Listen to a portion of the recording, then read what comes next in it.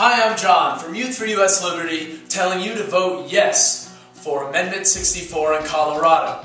Colorado has the chance to change the nation and the world by voting for Amendment 64. And as Gary Johnson said, I want to shout from the rooftops that Colorado can change the world. And it really can, but it only can if you vote yes for Amendment 64.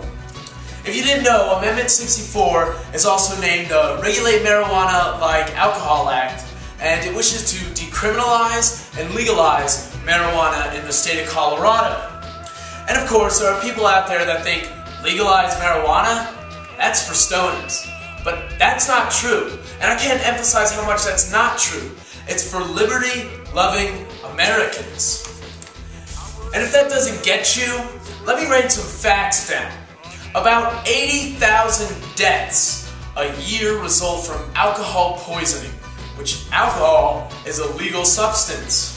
Prescription drugs are the fourth leading cause of death in the United States, with an estimated 106,000 deaths, which is a direct result of an effect from the drug. And of course, recently a 14-year-old died from caffeine poisoning after drinking only 2 Monster energy drinks. But how many deaths have resulted from marijuana overdoses?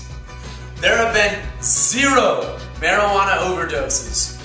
In fact, it is estimated that it takes about 2,000 pounds of marijuana, and that has to be taken in only 30 minutes of time to actually overdose. So, in other words, it's impossible. And I always hate hearing the argument that legalizing marijuana is bad for teenagers and bad for children. I can tell you that the opposite is true. Several teenage polls have said that teenagers find it easier to find and buy marijuana than alcohol.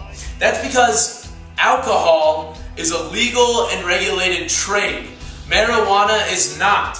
But if marijuana is to legalize, it too will become regulated. And people that are under the age of 21 will find it harder to get marijuana. The next fact goes out to parents. Statistically, 1 in every 2 people will experiment with marijuana in their lifetime. Meaning, if you have 2 kids, the odds are against you.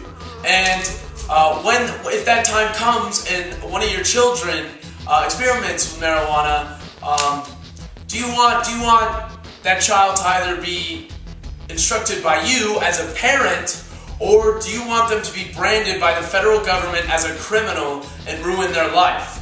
Not to mention the failure and price of the war on drugs. In 2012, the government spent $15 billion on the war on drugs. If marijuana was to legalize, that price would be slashed. Not to mention, there would be tons of revenue created from taxes by taxing marijuana and the trade in general.